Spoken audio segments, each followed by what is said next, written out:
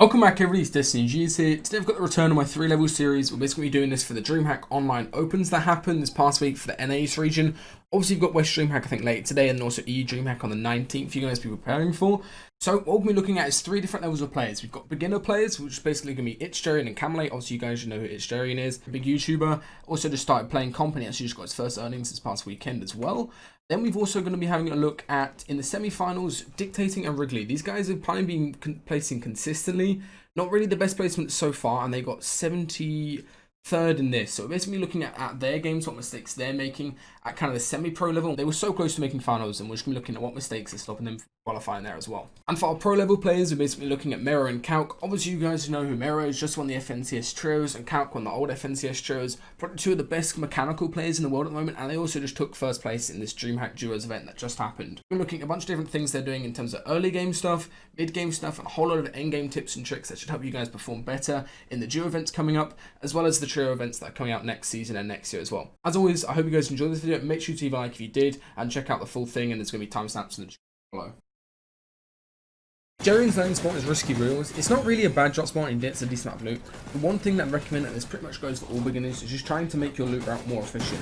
If there's a secondary loot spot that you're going to, normally for them it's up here and down here, you need to have a second player if you're on landing towards those zones, just so you're a lot quicker. That would allow them to be quicker at fishing and also potentially getting the slurp truck. The biggest thing I noticed so far is their mats are pretty shambles, and also Camelot doesn't even have a big shield just because they don't get that slurp truck, right? If they make it quicker at looting their original path and then doubling back after getting the slurp truck, they're in a much better situation. Also, that would leave them more king potential. Let's say they can go into Salty Towers, or into Pleasant Park, or into the Middle Rift area. If they're in an earlier game and they want to key harder, because they really just don't get elims throughout the tournament. For our semi-pro players, you've got Dictate and Wrigley. Dictate's finally managed to make it for the heats for the first time in ages, and he's being able to play 73rd in the semis. This is kind of the perfect team to look at, especially because they're in the cusp of just making it to the finals consistently in every single event. So what we're going to go ahead and look at is the fact that they're just running at Catty Corner to start. This is a pretty decent drop spot. The main thing is you need to get confident in winning this off spawn, where the other team is landing at this backside split here. So what they go ahead and do is just come straight down straight away, get all of these mats and the high yield mats inside this main building, and then instigate the fight. You never want to let the other team get a flank on you or try to get some advanced positioning on you. So after they get all of those mushroom boxes inside there and get some extra shield for themselves, they go ahead and instigate the height take and then start the fight. You always want to be starting a fight with height, especially in the early game. That's kind of the main decider, because either the other team has to try to go for a chop out like they do here, and you can just win the shotgun trades. So Dictate gets a pretty nice knock to start the fight, and then from here, very simple, they both just play tack angles versus the last guy. Play some long range angles, never let the guy get into a 1v1 situation versus either of them, and he's forced to disengage and then just win the fight pretty cleanly.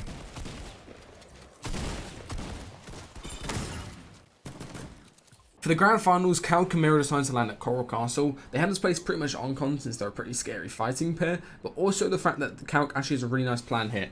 So you can see as he's landing in, he's getting all this information on the people flying in to his drop spot near him. They realize there's a team doing a split drop here because they're matching skins.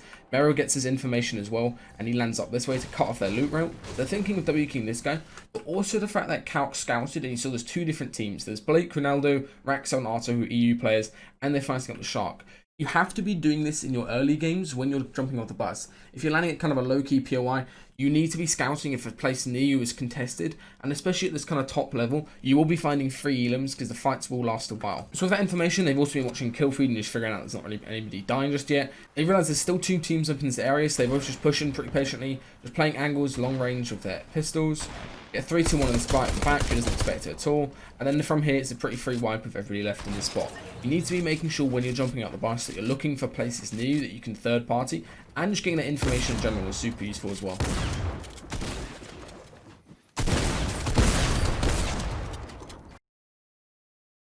One thing that's super important for your mid-game rotates is your timings of your rotate. A good rotate with bad timings will always be a bad rotate in the end. Jerian actually has a really nice timing here where he's basically able to hit. So as soon as zone hits, he's basically going to go into the sand, and they're going to hit this nice dead side rotate, use the river to accelerate them a little bit more, and then get into a good position up north here. Luckily for them, their timings are still decent. You can see all these other teams up this way are leaving ahead of them, and they kind of come in this midway timing, which is super nice. This is a big mistake in terms of your end positioning that people mess up on a lot. It's always just taking a spot where you can re-farm, and you don't really have sight lines, and it just kind of makes yourself look like a beta. This can lead you to getting W-keyed and more stack lobbies where people need surge, just because you look like an easier target, but also you miss out on a whole load of things. You're missing out on sight lines, missing out on easier rotate potential potential. Let's say zone pulls this way or pulls it this way. They're in a pretty bad spot where they can't really rotate out from the spot easily. What they should have done instead of farming out this bottom base here is just probably go up top here. They have way better sight lines. They've got way easier rotates. They can cross across the proper stealthy stronghold way easier. They can also drop down the other side of the wall. And also the sightlines, as I said, super nice as well. One thing that I think is super useful for you guys to get in the habit of doing is just whenever you're rotating mid game, is just reading where the zone is pulling, right? So you can see here, first zone is quite far north. It's in the North Sea up this way. And that tells me that the next zone is going to pull somewhat semi-north, probably just towards Pleasant Park or kind of Sweaty Sands area. So as you can see here, they're going for this tank storm play and they're going to car in late. And obviously zone pulls north as it normally would do. And then this just means that they're going to be in a really scuff situation mid game.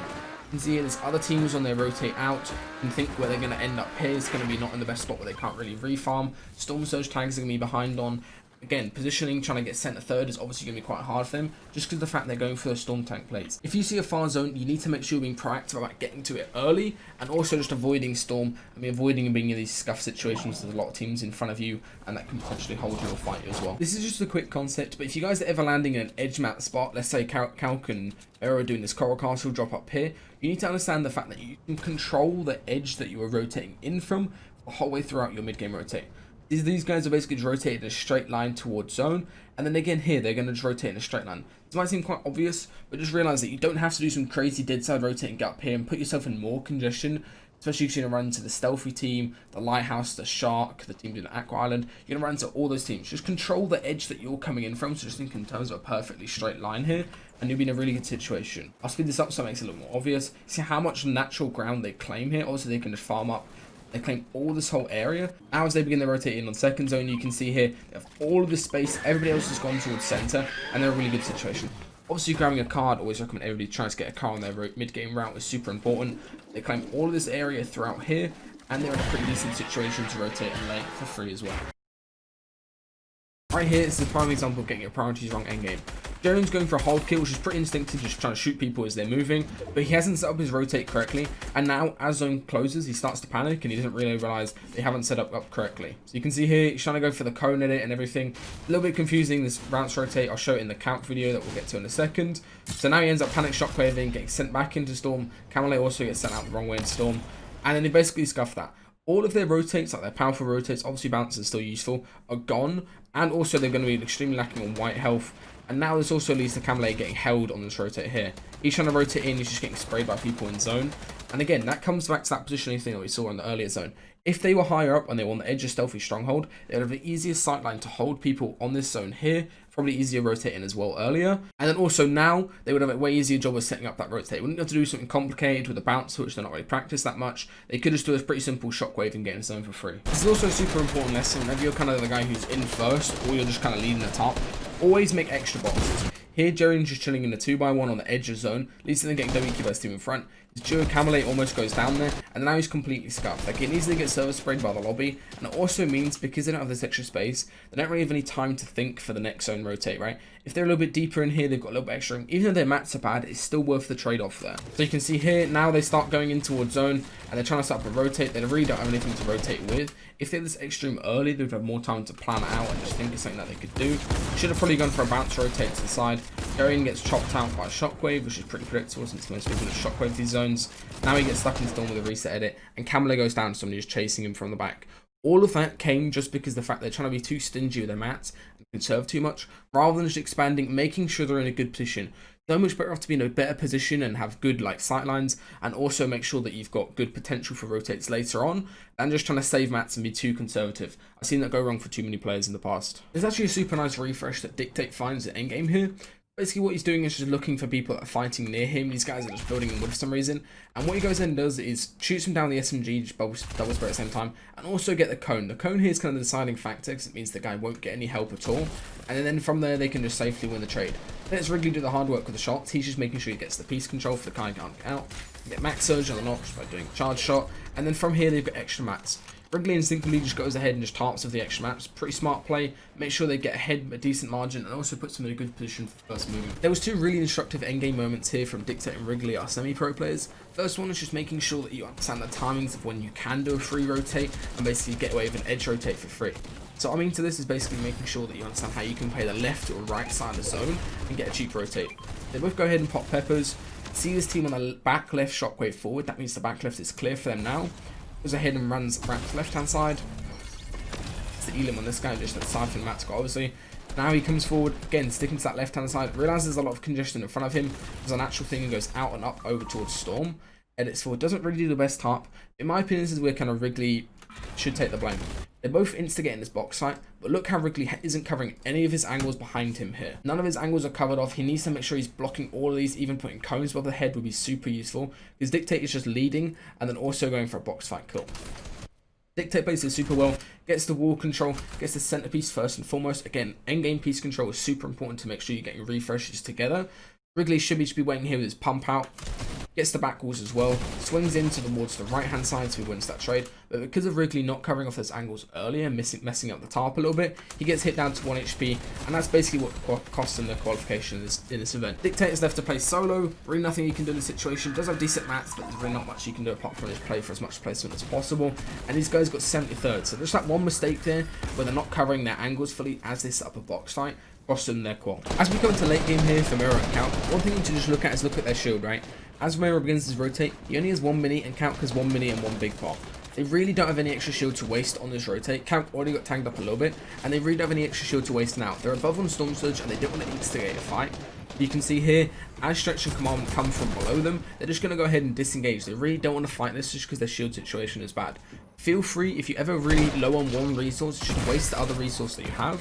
So in this case, it would just be shield versus mats. They go ahead and waste a lot of mats here, just so they don't waste any shield and they can save it all for moving zones. So it's a full tarp upwards and inwards towards zone, put themselves in a really good position here for a second moving rotate as well. So here you can see the difference between a pro and how much detail and execution they put into perfecting their rotate, compared to just a random player. Also, we had Jerian example earlier, where he kind of messed up his late game rotate. So you can see here, Count lets Mero scout and get a good idea of where they want to go to, so they both have a plan in mind, and now Count can make sure their rotate in front of them is perfect for the shockwave.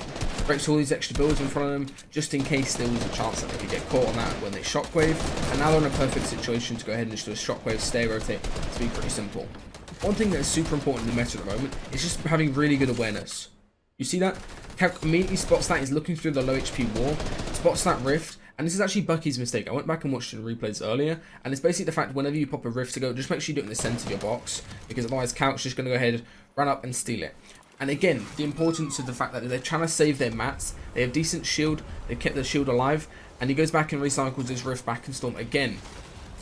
You might think it's not really worth the trade-off for whites, but Mero still has that flopper, pretty good situation with that as well, and it also allows them to land together perfectly. This is something super useful when it comes to kind of synergy in team modes, and it's basically understanding that you need to be there for your teammate in late game. So you can see here, as Mero goes for his bounce rotate out and he messes it up, he gets caught on the cone, and Calc ends up going first. Look at his realization as he drops here. He drops too low, didn't catch himself properly, but he immediately goes up a layer. Obviously, there's just endgame fundamentals that he should have. He immediately goes up a layer, just because the fact that Mero is going to get put in a 50-50 situation, because that's a pretty common landing spot. So just going up a layer there, immediately looking towards your teammate and helping him win the trade. Now they're in a really good situation when they can basically just go ahead and rotate the full refresh as well, and their shields are better now as well. This is just whenever you're clearing low ground as a duo endgame, you need to make sure you're playing a lot closer to each other. Mero here is the whole way at the front of the top, while Count's going from behind. This might seem like a good pinch, but it basically just means that one of them can get isolated into a 2v1. So here Mero gets isolated, gets pinched by Nosh and Strep at the same time, but Count makes a really insane play. All he does is cover off his left hand side wall, allows him to isolate the single fight on Nosh by right peeking him, and then here, pretty simple, again just Ryan peeks onto the second guy using that left hand wall that he's got placed. Now at this point, this is all just trying to endgame and just solo pop off, which is pretty kind of instinctive in what they should do. There's a couple of things that Count did wrong here, however. This is all pretty standard, just making sure you claim as much space on low ground for yourself. If you've got a lot of mats, just claim as much space for the low ground. Wins the trade versus Creo on low ground, and now he should have taken a lot more time after winning that and realizing how many people are left. I'm not sure if he just misinterpreted this. He went for a shockwave up, and at this point the game winning play would have been to go for a shockwave out on the other player instead of using his scar and trying to go for a tag, where the guy's obviously just going to instinctively just go for that angel upwards because he can ADS and Count cannot.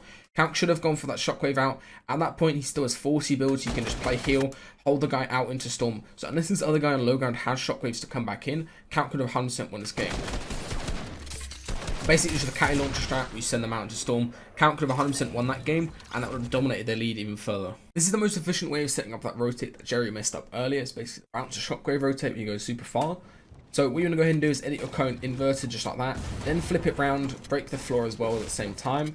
Now you have a really nice angle that you can go for. And also something I didn't realize is that you can actually do this diagonally. You can see as Calc throws the shockwave and he goes in and does it, they actually both catch the bouncer effect at the same time, and it sends them super fast. So this basically means they could have gone for a height play off of this. They decided not to, and instead just land and play a safe mid-ground layer, which is probably the better call, because of how many height taking items in the moment. But you can see here the potential of that rotate, right? You can do it diagonally, just make sure you set it up the right direction so you both get the bouncer effect at the same time.